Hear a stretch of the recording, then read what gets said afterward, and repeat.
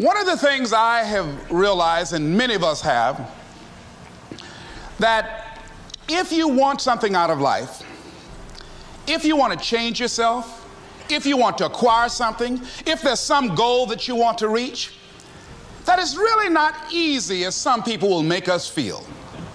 That living your dream, changing your behaviors, overcoming negative habits, it's challenging. It's hard. That living alone is just very difficult. And once we begin to come to grips with the fact that living is difficult, life is very challenging. I heard a song once by a guy named Dimples called, "If It Ain't One Thing, It's Another." I say to you, if it ain't one thing, it's 12 others. Always something. You will never ever have a problem-free moment in life. Somebody said, and I like this, that you either in a problem or just left one or headed toward one. Anybody found that to be so? Raise your hand if you know what I'm talking about. I mean, there's always something. So how do we begin to nurture that hunger? What are the characteristics or the qualities of people that are hungry? What will it take for me to get some of the things that I want? And being hungry for those things. Number one, you've got to work on yourself. It's very important that you engage in an ongoing process to develop you. Spend more time on yourself than what you've been spending. It's very important. You owe that to yourself. I was reading a book by Og Mandino called The University of Success. Read one line, gave me a chill. I didn't have to read anything else in the book. He said, many of us never realize our greatness because we become sidetracked by secondary activity. We spread ourselves too thin, don't know how to say no. And we find ourselves doing all kinds of things and never ever have time to do those things that we need to do to work on ourselves. And then there goes a second, there goes another second, there goes another second, and we can't stop and hold time. And before you know it, you wake up one day and you're behind on your dreams and your bills.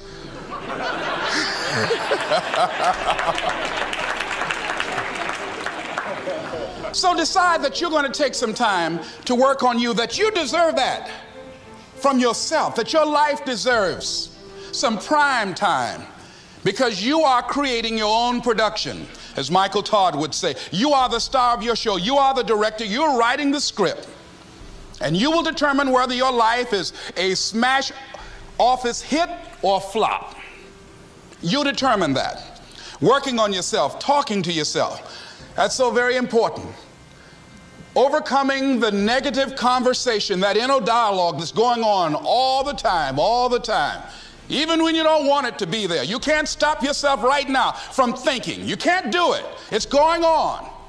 And so learning how to empower yourself, part of doing that is standing up to yourself. You've got to stand up inside yourself sometimes and say, shut up.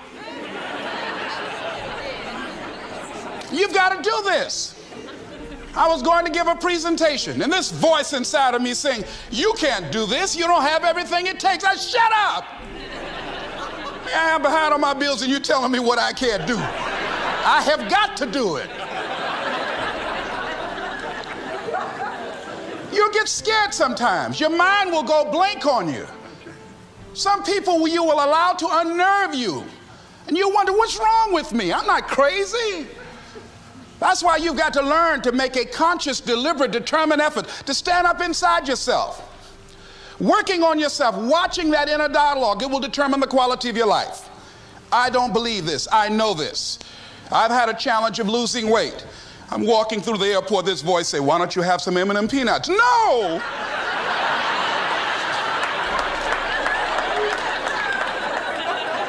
Well, just one. Then after you eat that, you might as well have a Snicker now, you sucker. I mean, it's challenging. My mother fixed the kind of sweet potato pie you can't eat with your shoes on. Have to take your shoes off so you can wiggle your toes. It sticks on my fingers. It says, eat it. One little bite won't hurt. That voice, constantly. Little demons from Colonel Sanders driving my car in there.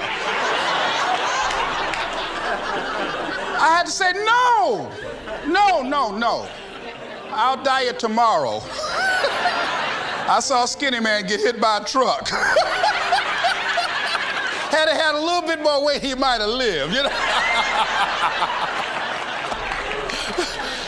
Some of you know what I'm talking about. Raise your hand if you know that. That voice is awesome. So you have got to stand up to that voice. When you're working on something you want to achieve, you have got to stand up to that voice. You've got to sell yourself every day on your abilities, on what you're doing, on the goal that you want to reach. You've got to sell yourself every day, every day, every day. According to your level of belief, it will manifest itself in what you're doing. Whatever we have right now, whatever we're demonstrating in our lives, is a result of what we believe subconsciously that we deserve. And part of increasing that belief level is that you have got to convince yourself every day. You've got to sell yourself. I do a lot of training for many corporations, and I conduct sales seminars, and I've heard all kind of guys doing techniques and training people techniques of how to close sales and how to work with and begin to control the sale and how to ask for the close. Let me share something with you. You can learn all the techniques in the world. If you don't believe in yourself, it won't happen for you. I learned all of it. So that's why I do a training called Focus on the Seller. You've got to focus on you. And as you convince you, as you sell yourself every day, every day, every day, you will begin to see a difference in the things that you're doing. Selling yourself on your ability to perform a job, to achieve a certain objective. Telling yourself every day, here I go again. And I got what it takes. This is my day. And nothing out here is going to stop me. And when you go out there, life say, come over here. Say it again. Well, I'll be back tomorrow. That brings me to the next thing. It takes courage to act. Part of being hungry when you've been defeated, it takes courage to start over again. I used to do door-to-door sales, and I was working with another friend of mine, and door-to-door sales, I mean, it's punishing. It's cruel and unusual punishment. And I was a little boy knocking on the door. Hello, would you like to buy a nice working television set? No money down? No! Bam! They slammed the door in your face. And the friend of mine that was working with me, they slammed the door in his face, and I looked back, and he was going to the car. He said, I can't do this. And he sat down in the car, and he said, you go ahead, I'll be here when you get back. Now, he had a mother and father to take care of him. My mother was ill. I am adopted. I was hungry. I had to go on. I learned something about myself. That when you step into your fears, somebody said, it was Winston Churchill, he said that courage is going from failure to failure without losing enthusiasm. When you step into your fears and continue to push yourself to go on, something happens for you. It will enable you to transcend yourself. I went to the next door. You like to buy a nice working television? No! Bam! Went to the next one. No! Bam! After a while, I no longer took it personal.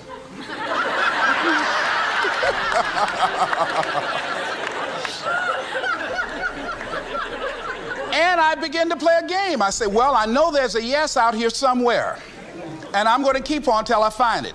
And I'm not going home until I do. And I continued to knock on doors. And then somebody eventually would say yes. And I said, are you sure? And I would go in there and I would get the sale. When you have something you want to do, if you don't develop the courage to do that which has been given you to do, and you spend a lot of time going around trying to convince other people or trying to get their approval, what will happen is that you will lose your nerve.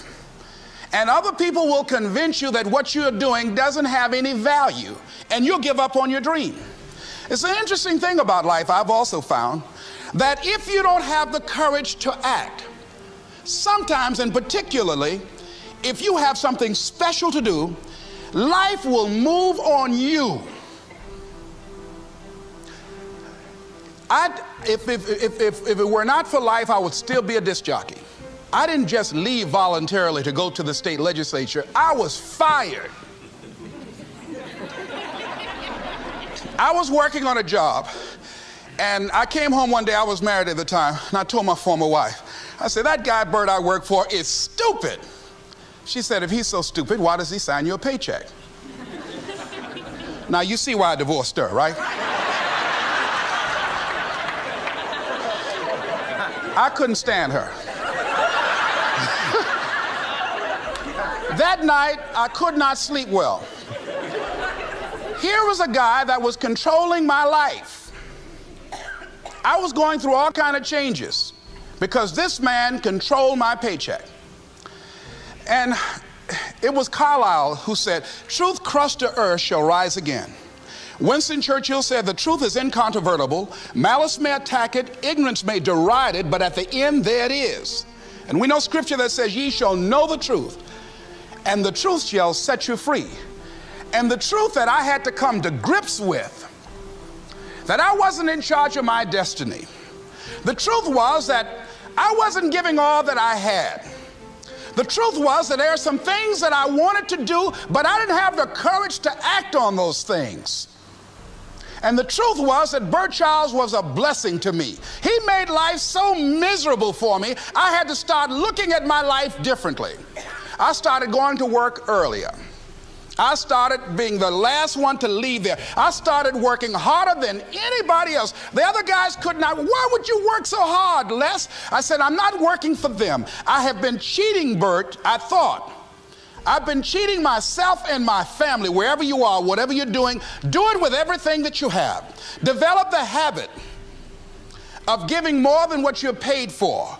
Develop the habit of setting standards that others will be measured by. Someone said, do not go where the path may lead, but go where there's no path and leave a trail. All right? It is easy to be negative today. It is easy to have low morale today. I was at a corporation and they're going through downsizing and going to lay off some 1,500 people over the next few weeks. It's very depressing there. And those people that stay there 9 times out of 10, they're just going to do just enough to keep from getting fired. Anybody can do that. But if you can begin to harness yourself and say that where I am, I'm going to do the best I can with what I got, because that is an expression of who I am. If you get into the habit of just being mediocre, it will become a part of your consciousness. If you get in the habit of giving less than what you have it within you to give, it will begin to reflect itself in your personality.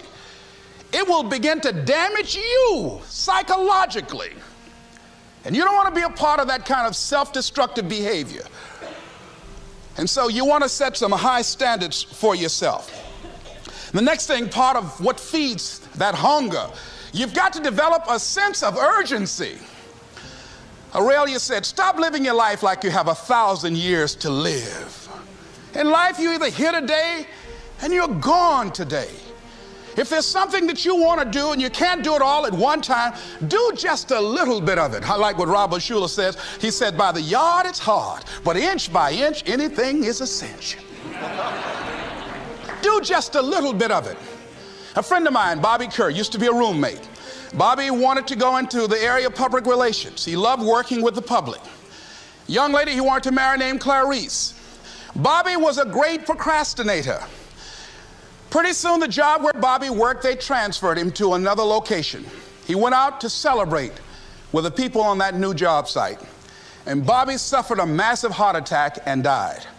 Bobby didn't drink and didn't smoke, was under 40, and he died.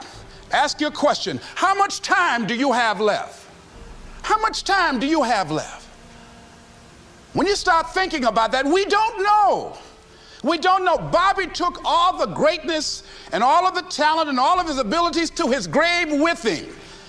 One of the things he could have put in parentheses under his name, he didn't use all his stuff. And most of us do that. Most of us don't use the stuff that we have brought into the universe.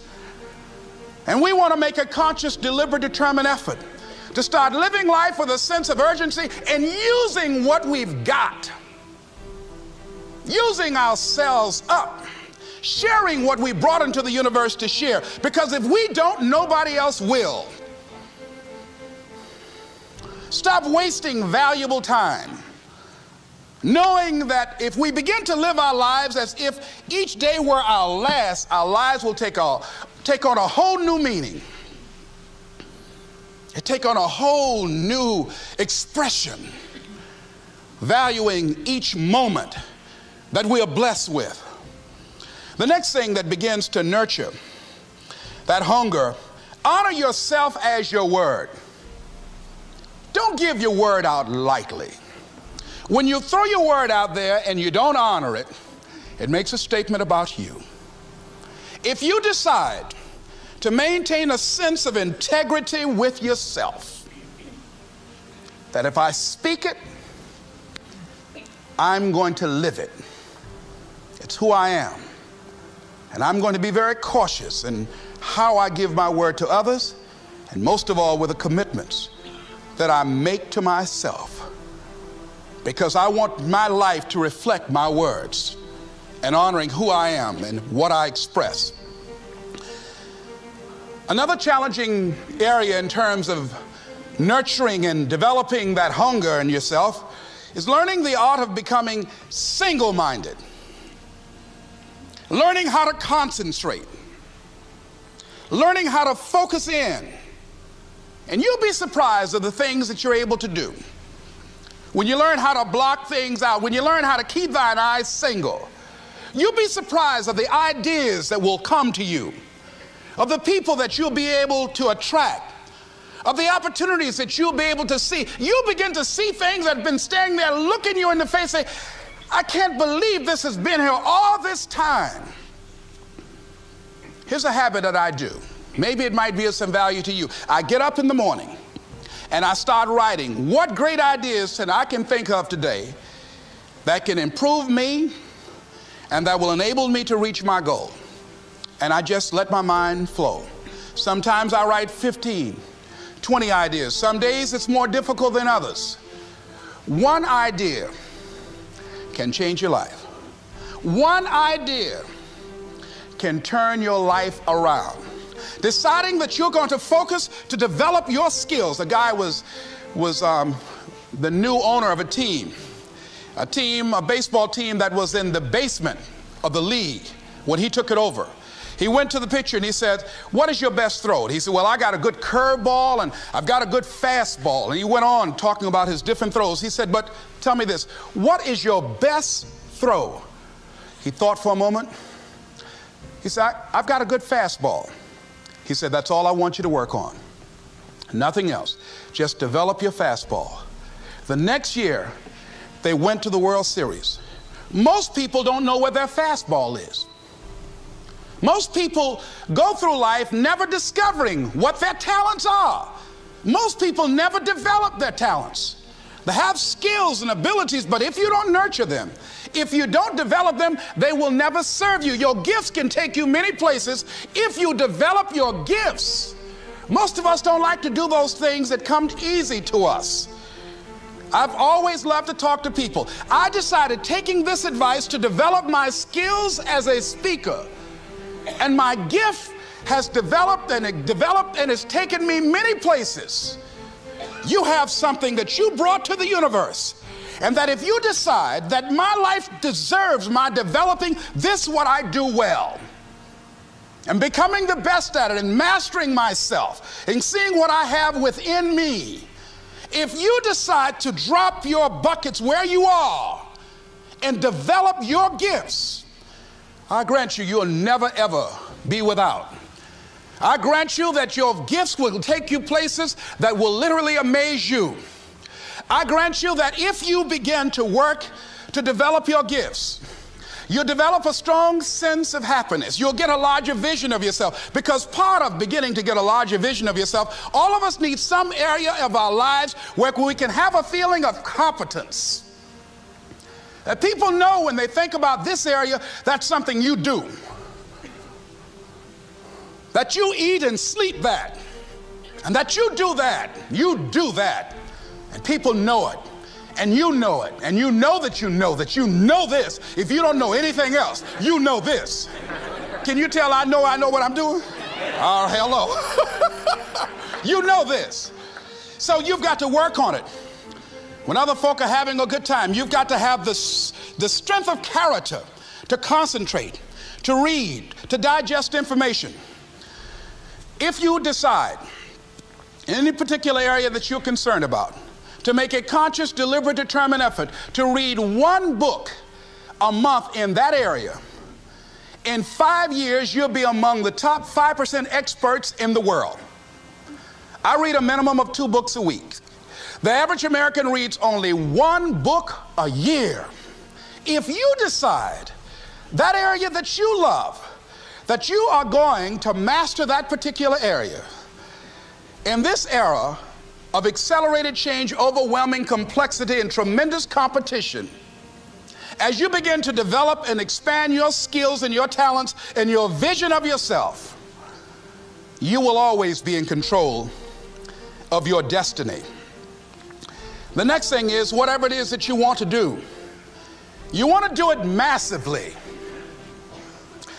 I have a friend who was telling me that his sales were down. I said, well, how many phone calls you make a day?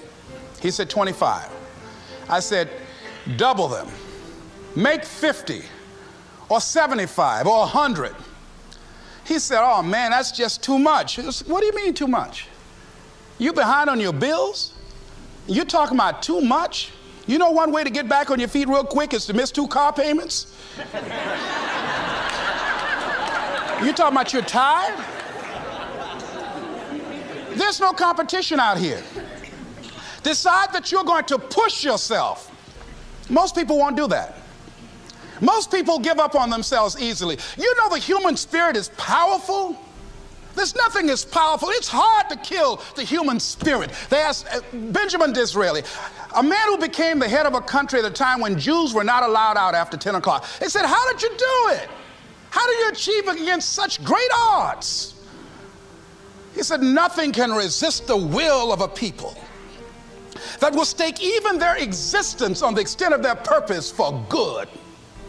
That when you have a made-up mind, when you decide that you want to do something, I was reading something the other day, he said the power to hold on in spite of everything, the power to endure, this is the winner's quality. The hunger, the ability to face defeat again and again without giving up. This is a winner's quality. You have that quality within you. When you're hungry, you don't care about the facts. You don't care about the odds. Doug Williams played for the Washington Redskins, quarterback. John Elway of the Denver Broncos in the Super Bowl. Everybody was talking about Elway. After the Super Bowl, when Doug Williams made a historic passing game, they asked him, said, how were you able, in spite of all of the negative publicity saying that you couldn't win, how did you do it? He said, I ignored my critics. I just didn't pay any attention to them. I ignored myself because they kept on saying it so much. There were times I doubted whether or not I can do what I needed to do. There's a Doug Williams in everybody here. There's greatness in you. And you've got to learn how to tune out the critics outside and the critic inside. And says, I'm going to do this. I'm going to harness my will. And I'm not going to let anything stop me. I deserve this. I'm going to do it until. And this friend, I told him, said, start increasing your calls. I said, I make 100 calls a day. I got a callus in my ear. My ear is kind of dark. You can't see it, but it's there.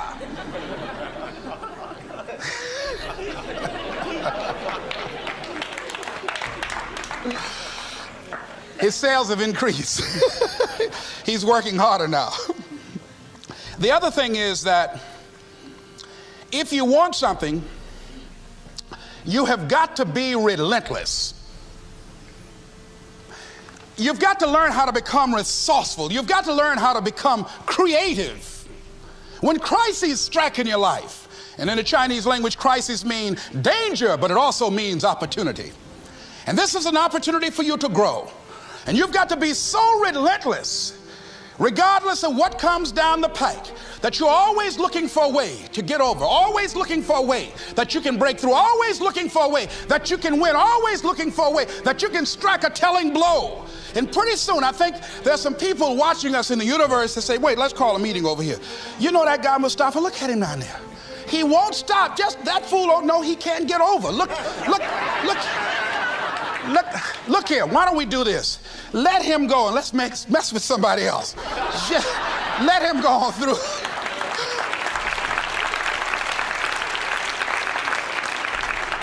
Life will just get tired of whipping you sometimes. And just say, just let this one go. I believe this. Now, no one has told me this, but I just kept on kicking. I didn't have sense enough to stop. I was intelligently ignorant. I didn't know what I couldn't do. So I just tried anything. And the fascinating thing about life, because you can't get out of it alive, you might as well have a good time, you know? You might as well have a good time. Live your life with passion, with some drive. I was giving a seminar the other day, and I mentioned that I was going to do some training in August with some young teenagers and take about 100 away to a 2 or 3 day camp and wipe them out. Been working on this. So after the speech, one of the parents walked up to me and said, Mr. Brown, I'd like for you to do something for my son. He's not motivated.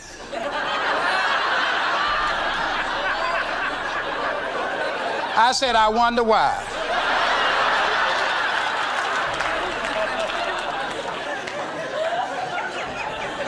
I wonder what's wrong with him.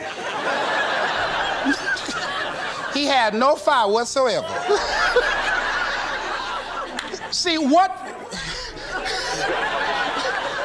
you do speak so loudly, folk can't hear what you're saying. And so if you don't have any fire, you know, you've got to watch the people, the relationships that you develop. Have people of kindred mindsets. If you're around folk who are dead and negative all the time, they will affect you. You want people that are around you that have smiles on their faces, looking good. I was telling a group last week, Abraham Lincoln refused to hire a guy because of his face. They said, but the guy can't help it. He said, anybody over 30 is responsible for their face. If you have some depressing face looking at you every day, it affects your blood pressure.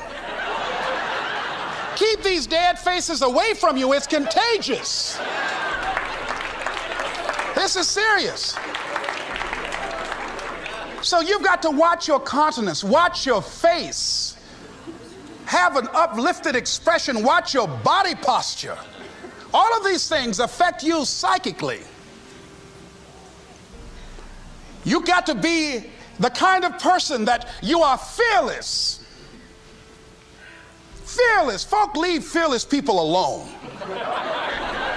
There's some people walk through a neighborhood and every dog in the neighborhood would bark at them.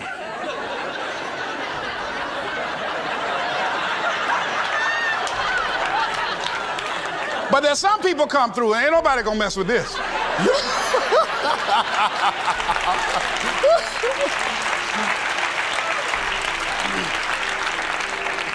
You are unstoppable. And because you are unstoppable, because you've got power that you haven't even begun to use yet, you owe it to yourself to release your brakes. How many of you have the experience of pulling out of your driveway and you mashed on the accelerator and the car was just going, it couldn't move, and you mashed harder and it couldn't move, and then you discovered you had your emergency brakes on. And then you release those emergency brakes and it goes, choo! Have you ever had that experience before? Most of us go through life with our brakes on, holding back, not giving all that we have, not sharing all of ourselves. Most of us go to our graves still holding on rather than releasing it. What are some of those things that keep us from releasing it? Because of past experiences, past defeats, past pain. We look back, well, it didn't work out then. It probably won't work out now. Many people get confused their performances with who they are. I was reading Pat Riley, the coach of the Los Angeles Lakers.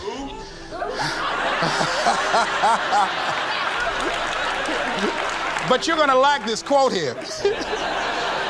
After the Trailblazers had blown them out of the water, and I'm sure he said this last night, they asked him, "How do you feel?" He said, "Tonight we were exposed for what we are right now." You see? That if my speech tonight doesn't work, it doesn't mean that I'm a bad speaker. It means that what I didn't work tonight. And I've got to separate what I do from who I am. And I've got another shot. See, the last chapter to your life has not been written yet, and it doesn't matter about what happened yesterday. It doesn't matter about the things that you've done that you feel guilty about. If you wouldn't do it today, you're convicting an innocent person. You've been reborn to a new state of consciousness. And as they say, if we knew better, we would do better. And so you begin to decide, I'm not going to be denied. I remember, and I was telling someone, and they asked me, would you repeat that again? I was interested in going into broadcasting. I'm adopted. And that was my key out. I wanted to make my mama proud of me. I was very much appreciative of what she's done for my brother and sister and I. And that was my way out. And I went over to a radio station, asked a guy and told him that I was interested in broadcasting. He looked at me in my straw hat and my overalls. He said, "You have any broadcasting background?" I said, "No, sir, I don't." "What do you do?" "I cut grass." Young ladies asked me what kind of work I do, and I was working on a garbage truck. I say, "Well, I'm a sanitary technician." He said, "We don't have any job for you." I decided that was something I was going to do. I decided I'm unstoppable.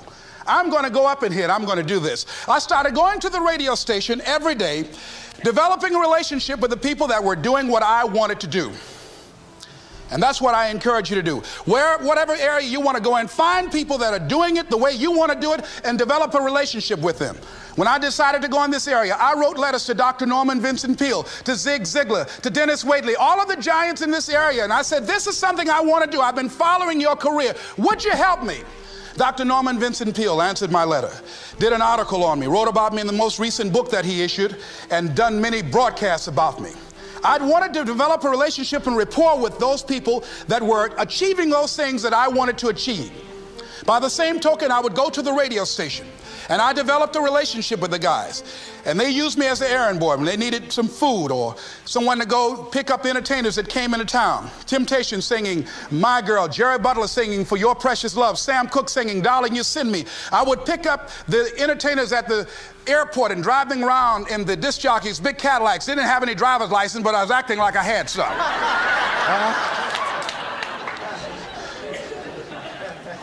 Every day I used to go home and work on my communication skills, developing myself. It was Whitney Young. He said, it's better to be prepared for an opportunity and not have one than to have an opportunity and not be prepared. Start working and developing yourself now and prepare yourself for what it is that you want, because you expect to get it. And when the disc jockeys were in the control room, I would go in and watch them and develop a trust level, and they would let me stay, and I would watch and observe them working the controls. When you want something out of life, don't worry about how you're going to get it. How is none of your business. The most difficult thing it is to hold the vision. It's to hold the vision. So there I was at the radio station. A guy was on the air and he started to drink by the name of Rock. I was outside the window looking at him and watching. Hungry and ready. Saying, drink, rock, drink. Pretty soon the phone rang. It was the general manager. I said, hello? He said, Les, this is Mr. Klein. I said, I know. He said, Rock can't finish his program. He's slurring his words. I said, I know. Can you work the controls until one of the other disc jockeys come in? Would you call them? I said, yes, sir. I hung the phone up. I said, now he must be thinking I'm crazy. I called my mama and my girlfriend Cassandra. I said, y'all come out on the front porch and turn up the radio. I'm about to come on the air.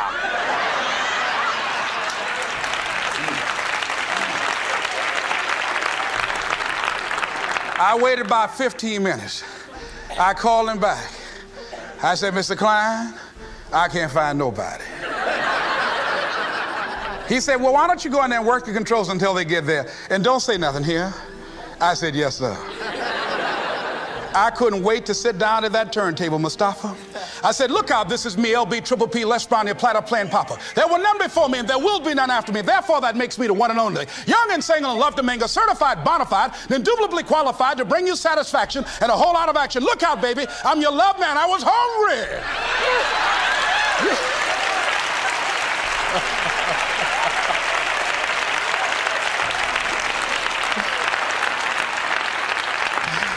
Shake somebody's hand on your right and left and say, you've got to be hungry.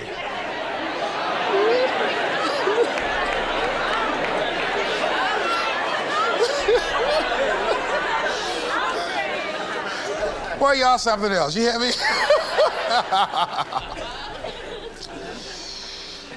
You want to be persistent about what it is that you want to achieve. Alexander Graham Bell said, what this power is, I cannot say. All I know is that it exists, and it becomes available only when a man or a woman is in that state of mind in which he or she knows exactly what he or she wants and is fully determined not to quit until they find it. When our children are learning how to walk, how many times will your baby attempt to walk and fall and you just say, just sit down, don't try anymore, you've fallen 20 times. Just sit down somewhere, busting your lip and everything, getting in folks' way. When will a baby walk? It will walk when it walks. That's when it will walk. Les, when will you be known nationally as the motivator? I will be known when I'm known. That's when I'll be known. Don't get caught up in, well, I've tried it 4 or 5 times and things didn't work out. If there's something that you want and you're hungry for it, you've got to do whatever is necessary until. And when you give the best you can and that's not enough, you must do what is required. And don't give up on yourself. Don't throw the towel in so quickly. Many people give up on the 1-yard line, where if they have the determination just to keep on knocking. It's a funny thing about life. If you're home one day and someone is knocking on the door and you say, I don't want to be bothered today. And if that person just keep on knocking, say, can you believe that fool's still knocking? Pretty soon you say, what is it? What do you want? And that's how you've got to be about your dream. Some people, well, I guess ain't nobody home. I knocked on the door, but nobody came. I heard the television on and people were moving around, but I guess opportunity probably went out the back door. Oh, no. See, life is not just that simple. It's not that cut and dry. And that's why most people never realize their personal greatness, because they're casual about life. And when you're casual about life, you will end up a casualty. Life is serious business. So I encourage you to be persistent.